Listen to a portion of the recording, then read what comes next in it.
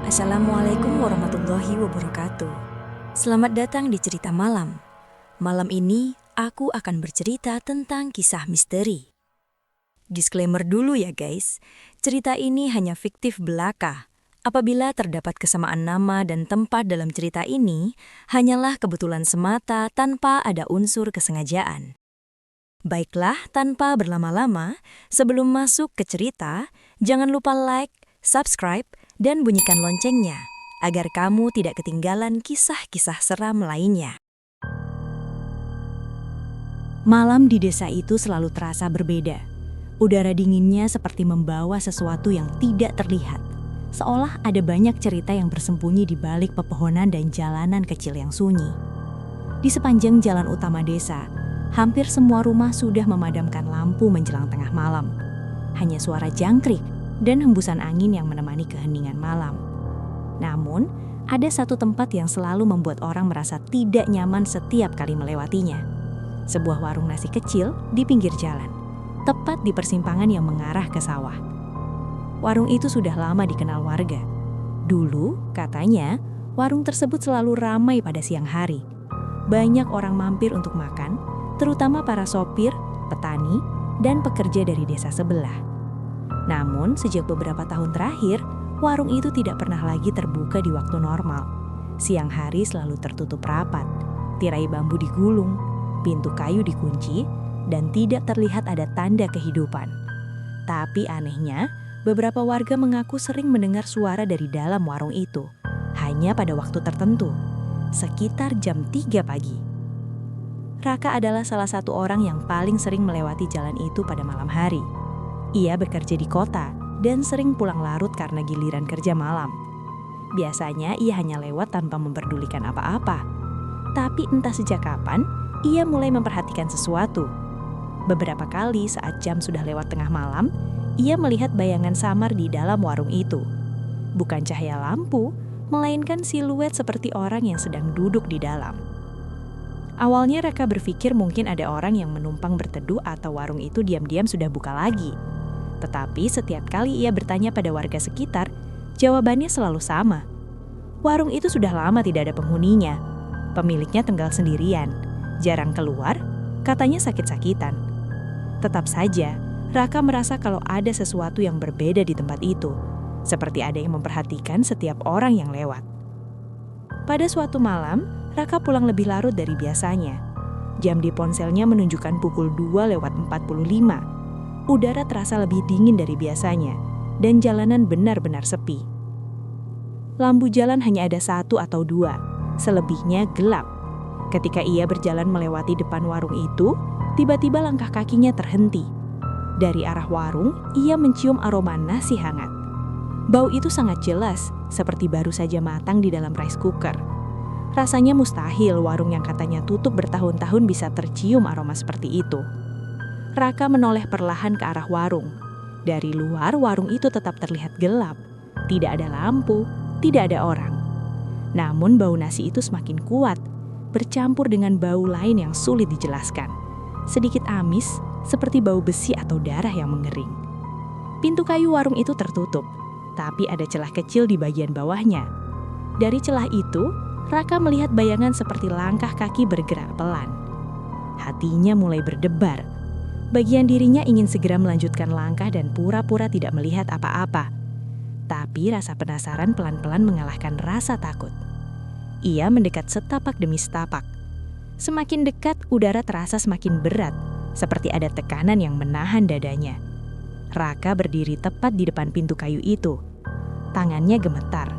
Ia menelan ludah, lalu menunduk sedikit dan mencoba mengintip ke dalam lewat celah kecil di bawah pintu. Di dalam terlihat lantai warung yang usang, dipenuhi debu dan serpihan kayu. Namun di tengah ruangan ada sesuatu yang tidak masuk akal. Seperti bayangan kursi yang bergerak pelan, lalu berhenti sendiri. Raka memundurkan kepala dengan cepat. Jantungnya berdetak sangat kencang. Pada saat itulah, tanpa sentuhan apapun, pintu warung perlahan terbuka. Berderit pelan, seperti ada tangan tak terlihat yang mendorongnya dari dalam. Aroma nasi langsung keluar lebih kuat. Hangat, tapi aneh. Raka berdiri diam, Kakinya terasa kaku. Dari dalam warung, seseorang muncul perlahan. Seorang perempuan tua dengan rambut beruban, tubuh kurus, dan mata yang tampak dalam. Ia berdiri di balik etalase kaca yang kusam. Wajahnya tidak menyeramkan, namun tatapannya terasa berat, seperti membawa rahasia yang tidak boleh diketahui siapapun. Perempuan tua itu tersenyum tipis, kemudian berkata dengan suara pelan namun jelas, "Kalau lapar, masuk saja. Tapi ingat, warung ini tidak melayani orang yang datang sebelum jam 3. Raka tidak menjawab, lidahnya seperti terkunci. Ia hanya mengangguk kecil, lalu melangkah mundur. Entah kenapa rasa takut yang ia rasakan berbeda. Bukan takut pada sosoknya, melainkan pada suasana di sekelilingnya. Udara di dalam warung terasa dingin dan kosong. Namun di saat yang sama, seperti ada banyak orang yang sedang memperhatikan. Perempuan tua itu kemudian menutup pintu kembali, pelan, dan warung kembali gelap seperti semula. Tapi bau nasi itu masih tertinggal di udara. Akhirnya Raka melanjutkan perjalanan pulang. Namun sepanjang perjalanan, ia merasa seperti ada sesuatu yang mengikutinya dari belakang. Walaupun ia tidak melihat siapapun. Malam-malam berikutnya, kejadian itu terus terbayang di pikiran Raka. Setiap ia mencoba melupakannya, rasa penasaran justru semakin kuat. Ada perasaan seolah warung itu memanggil. Kadang saat ia mencoba tidur, telinganya seperti mendengar suara piring beradu dari kejauhan. Kadang ia merasa seolah namanya dipanggil pelan lewat angin malam. Beberapa hari kemudian seorang tetangga bercerita bahwa pernah ada orang yang mencoba makan di warung itu pada sore hari. Tapi saat ia membuka pintu, ruangan warung kosong, berdebu, dan tidak ada apa-apa di dalam. Namun pada malamnya, orang itu mengaku bermimpi berada di warung yang sama, dengan meja yang penuh makanan, tetapi tidak ada siapapun yang duduk di situ. Orang itu kemudian jatuh sakit selama beberapa hari tanpa sebab yang jelas. Cerita-cerita seperti itu membuat desa semakin berhati-hati. Banyak orang memilih menghindari jalan depan warung setelah tengah malam. Tapi untuk Raka, rasa takut dan rasa penasaran seperti bercampur menjadi satu. Ia merasa jika ia tidak mencari ketahui kebenarannya, pikirannya tidak akan pernah tenang. Pada malam berikutnya, ia sengaja berjalan lebih lambat saat mendekati warung. Jam di ponselnya menunjukkan pukul 2:58. Langkahnya melambat saat aroma nasi itu kembali muncul dari dalam warung. Kali ini lebih kuat, lebih jelas, seperti mengundangnya untuk mendekat. Jantungnya kembali berdebar, namun ia memaksakan dirinya untuk tetap berdiri di sana. Tepat ketika jarum jam bergeser melewati angka 3, sesuatu di dalam warung terdengar. Seperti suara seseorang menaruh mangkuk ke meja, lalu suara kursi yang digeser pelan. Pintu kayu itu kembali bergerak sedikit. Tidak terbuka sepenuhnya, tapi cukup untuk memperlihatkan celah kecil. Dari celah itu, Raka melihat bayangan seseorang duduk di kursi dekat jendela. Tetapi bayangan itu tidak bergerak. Benar-benar diam, seperti patung. Tenggorokan Raka terasa kering. Keringat dingin mulai keluar di lehernya. Namun entah kenapa, kali ini ia tidak langsung mundur. Ia merasa seperti berada di ambang sesuatu yang besar. Sesuatu yang selama ini hanya menjadi desas-desus di desa. Perasaan itu membuatnya terpaku di tempat. Di kepalanya ada suara kecil yang berkata, "Jangan masuk." Namun ada suara lain yang berbisik pelan. "Sedikit lagi, lihat saja."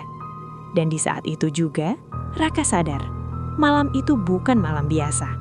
Malam itu adalah malam ketika semua rasa takut, rasa penasaran, dan rahasia yang disembunyikan warung itu mulai keluar satu persatu. Dan tanpa sadar, langkah kecilnya maju setengah langkah. Sejak saat itulah, hidup Raka tidak pernah sama lagi. Pada malam berikutnya, ketika rasa penasaran Raka sudah tidak bisa lagi ia tahan. Sejak kejadian di depan warung itu, pikirannya terus dipenuhi pertanyaan. Siapa sebenarnya perempuan tua itu? Mengapa warung tersebut hanya terasa hidup pada jam 3 pagi? Dan siapa bayangan-bayangan yang duduk di dalam warung tanpa suara? Malam itu, Raka sengaja berangkat lebih awal dari tempat kerjanya. Ia tidak lagi menunggu kebetulan. Ia ingin memastikan sendiri apa yang sebenarnya terjadi. Jam digital di ponselnya menunjukkan pukul 2:45 saat ia melangkah ke arah jalan utama desa. Udara malam terasa dingin, namun berbeda dari biasanya. Seakan-akan angin membawa bisikan pelan yang tidak berasal dari siapapun. Ia berjalan perlahan menuju warung itu. Jalanan kosong, hanya ada beberapa pohon besar di tepi jalan yang daunnya bergerak pelan tertiup angin. Setiap langkah terasa berat, namun hatinya terus mendorong maju. Saat ia semakin dekat, aroma nasi hangat itu kembali menyambut. Kali ini jauh lebih kuat, seolah baru saja disajikan untuk tamu yang sangat dinantikan. Warung masih tampak gelap dari luar. Tirai bambu tetap tertutup, pintu kayu masih berada di posisi yang sama. Namun, berbeda dengan sebelumnya, Raka mendengar sesuatu dari dalam. Suara kursi bergeser, suara sendok menyentuh piring, dan nafas panjang yang terdengar berat, seperti seseorang yang sedang menahan sesuatu. Jam di ponselnya beralih ke pukul 03.00 tepat. Dan saat itu, warung perlahan menjadi terang. Bukan terang seperti lampu modern, melainkan cahaya redup kekuningan seperti lampu minyak atau bohlam tua yang sudah lama tidak diganti. Cahaya itu muncul begitu saja dari balik tirai, menciptakan bayangan bergerah di dinding bambu. Bayangan-bayangan itu terlihat duduk, berbaris, memanjang, seolah warung yang kecil itu tiba-tiba terisi banyak orang. Jantung Raka kembali berdegup kencang. Tanpa sadar, ia melangkah lebih dekat ke jendela. Tangannya bergetar, namun ia tetap mencoba mengintip dari celah tirai yang sedikit terbuka. Pemandangan di dalam warung membuat nafasnya tercekak. Di dalam, ada beberapa orang duduk di bangku kayu. Mereka semua menghadap ke tembok. Punggung mereka kaku, bahu mereka sedikit membungkuk, dan tangan mereka terlipat di atas meja. Di depan masing-masing orang, terdapat piring nasi putih penuh, tetapi tidak ada satupun dari mereka yang menyentuh makanan tersebut. Suasana di dalam begitu sunyi, namun menyeramkan. Tidak ada yang berbicara, tidak ada yang bergerak, tidak ada yang menoleh. Namun, ada satu hal yang membuat tubuh Raka terasa lemas. Saat ia memperhatikan lebih dekat, ia sadar bahwa kepala mereka tampak aneh. Tidak ada mata, tidak ada hidung, tidak ada mulut. Wajah mereka benar-benar kosong, seperti kulit polos tanpa bentuk. Hanya permukaan datar yang pucat, dingin, dan tidak manusiawi. Raka menutup mulutnya agar tidak berteriak. Kakinya nyaris tidak bisa digerakkan. Tubuhnya seolah membeku di tempat. Namun, rasa penasaran yang sama tetap menahannya untuk tidak pergi. Beberapa detik kemudian, perempuan tua itu pemilik warung muncul dari arah dapur. Langkahnya pelan namun mantap. Tangan kurusnya membawa sebuah nampan berisi lauk. Dari sudut ruangan, aroma masakan seperti daging dan sambal tercium. Tetapi di balik itu, ada bau amis yang membuat perut terasa mual. Perempuan itu berjalan menyusuri barisan pelanggan yang duduk diam. Tanpa berkata apa-apa, ia meletakkan lauk di masing-masing piring. Namun bahkan setelah lauk diletakkan, tidak ada yang menyentuh makanan tersebut. Mereka tetap diam, tetap menghadap tembok, tetap tanpa wajah. Raka menguatkan keberaniannya dan melangkah pelan masuk ke dalam warung. Lantai kayu berderit pelan saat kakinya menginjaknya. Tidak ada satupun di antara mereka yang menoleh, seolah kehadirannya tidak dianggap. Hanya suara nafas berat yang terdengar, pelan, dalam, dan tidak berirama. Perempuan tua itu akhirnya menyadari keberadaan Raka. Ia berhenti, menoleh dan menatap Raka dengan tatapan yang sulit diterjemahkan. Senyumnya muncul pelan, namun kali ini terasa berbeda. Senyum itu bukan sekedar ramah, melainkan seperti senyum seseorang yang sudah tahu sesuatu tentang masa depan seseorang. Dengan suara lembut, ia berkata, "Di sini, semua orang membayar dengan cara yang sama. Ada yang membayar dengan uang, ada yang membayar dengan sesuatu yang lebih berharga." Raka mencoba membuka mulutnya untuk bertanya, namun tidak ada suara yang keluar. Tenggorokannya terasa kering, kepalanya terasa berat, seperti dipenuhi 1000 bisikan yang saling tertabrakan. Ia ingin bertanya siapa orang-orang yang duduk di warung itu, namun sebelum ia sempat melakukannya, kursi di sebelahnya tiba-tiba bergerak sendiri. Kursi itu bergeser pelan, lalu berhenti tepat di sampingnya, seolah ada seseorang yang baru saja duduk di sana. Namun kursi itu kosong, tidak ada siapapun. Meski begitu, Raka merasakan kehadiran yang sangat jelas di sebelahnya. Udara di sekitar kursi itu terasa dingin, sangat dingin, sampai membuat kulitnya merinding. Dan pada saat itulah, suara pelan berbisik di dekat telinganya. Bukan suara perempuan tua itu, bukan suara siapapun yang bisa ia lihat. Suara itu berkata, pelan, namun sangat jelas. Giliran berikutnya, milikmu. Suara itu terasa seperti datang dari dalam kepalanya sekaligus dari luar tubuhnya. Jantung Raka nyaris melompat, kakinya langsung mundur spontan, nafasnya semakin cepat. Ia mencoba menyalihkan pandangan ke arah pelanggan-pelanggan yang duduk diam. Namun saat ia memperhatikan lagi, ada sesuatu yang berubah. Salah satu dari mereka perlahan mulai memiringkan kepalanya. Dan meski wajahnya tidak memiliki mata atau mulut, Raka bisa merasakan bahwa sosok itu sedang melihat ke arahnya. Ia tidak kuat lagi. Tanpa berpikir panjang, Raka langsung berbalik dan lari keluar dari warung. Pintu berderit keras saat ia mendorongnya. Udara malam langsung terasa berbeda begitu ia berada di luar. Nafasnya terengah-engah, langkahnya terasa berat namun tetap memaksanya menjauh sejauh mungkin dari warung itu. Di belakangnya, suara piring, suara bangku, dan bisikan samar masih terdengar. Namun yang paling melekat di telinganya adalah kalimat itu. Giliran berikutnya, milikmu. Dan malam itu, Raka sadar bahwa ia bukan hanya melihat sesuatu yang aneh, ia telah memasuki sesuatu yang tidak seharusnya ia lihat. Dan sejak kejadian itu, rasa takut bukan lagi sekedar rasa, melainkan bayangan yang selalu mengikuti kemanapun ia pergi. Sejak malam itu, hidup Raka terasa berbeda. Setiap kali ia mencoba tidur, ia selalu terbangun dengan napas terengah-engah. Dalam mimpinya, ia melihat warung itu lagi dan lagi. Meja kayu panjang, piring nasi penuh, dan barisan orang tanpa wajah yang duduk membelakanginya. Kadang dalam mimpinya, ia merasa ikut duduk di antara mereka, namun tubuhnya tidak bisa bergerak. Hanya suara kursi bergeser dan napas berat yang mengisi keheningan. Setiap ia terbangun, keringat dingin mengalir di lehernya, dan telinganya seperti masih mendengar bisikan yang sama. Giliran berikutnya, milikmu. Hari-hari berjalan terasa berat. Tubuhnya mulai cepat lelah, matanya terlihat sayu, dan pikirannya sering melayang. Beberapa temannya memperhatikan perubahan itu, namun Raka hanya tersenyum dan mengatakan dirinya kelelahan kerja. Dalam hatinya, ia tahu bahwa rasa takut itulah yang menggerogoti pikirannya. Namun, semakin ia berusaha melupakan kejadian di warung itu, semakin kuat bayangan-bayangan tersebut muncul. Hingga pada suatu malam, ketika hujan turun pelan dan udara terasa sangat dingin, Raka tiba-tiba merasa seolah langkah kakinya bergerak sendiri. Entah mengapa, ia kembali berjalan menuju jalan utama desa.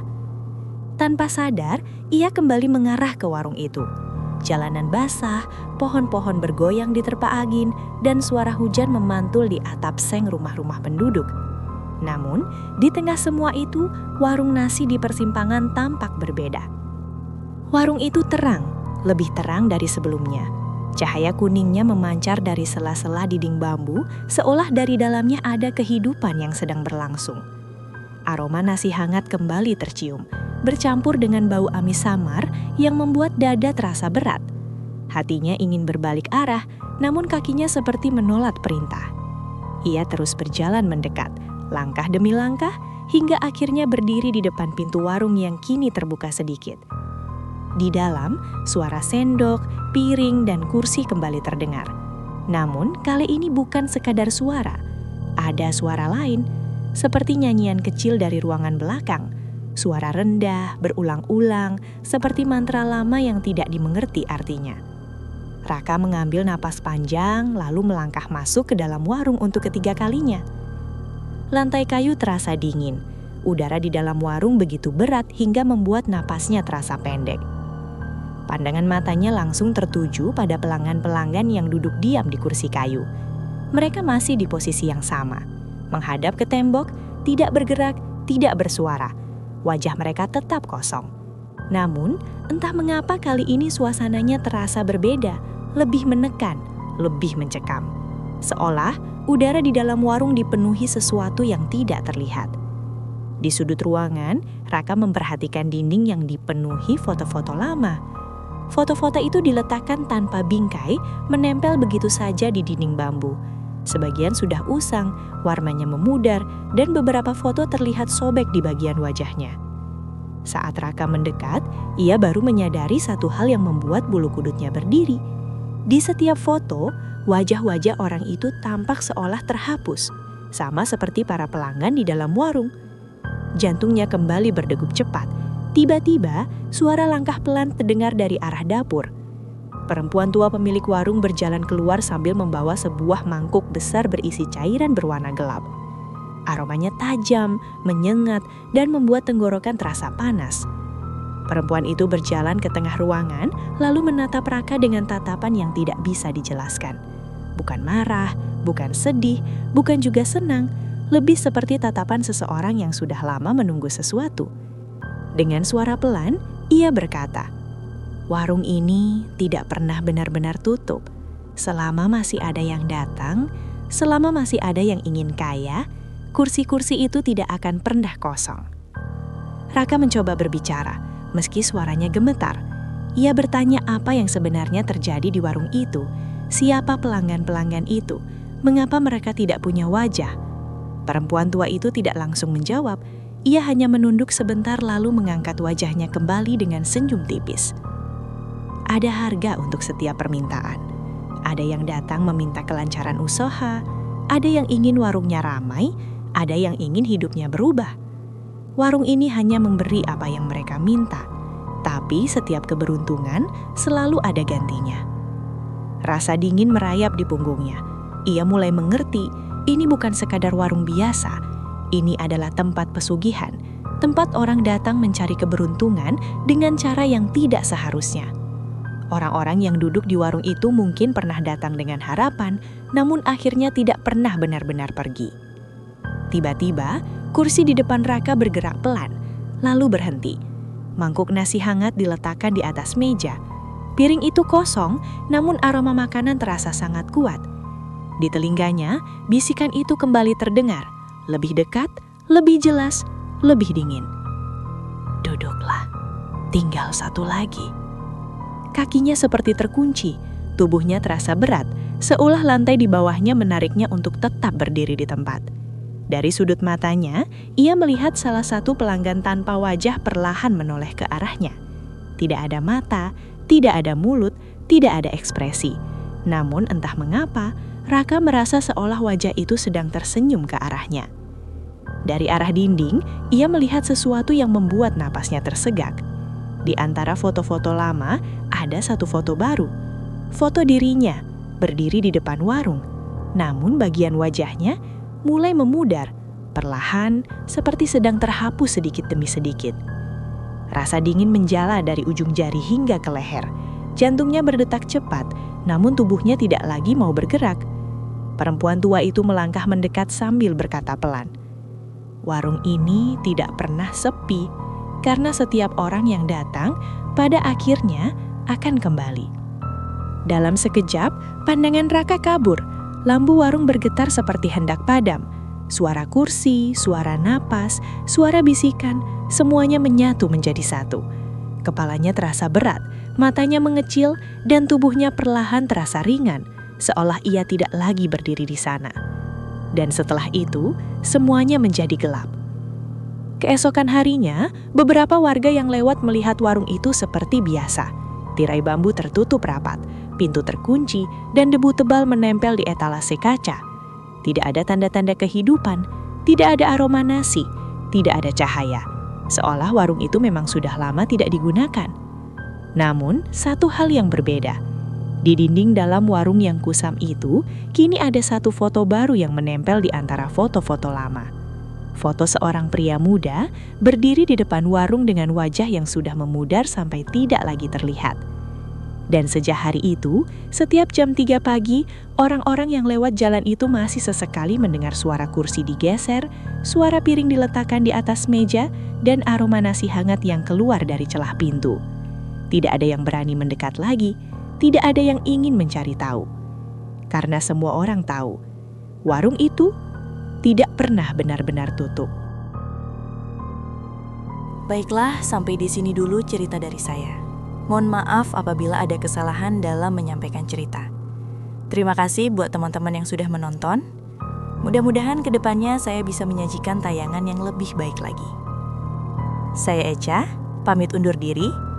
Sampai jumpa lagi di kisah selanjutnya. Assalamualaikum warahmatullahi wabarakatuh.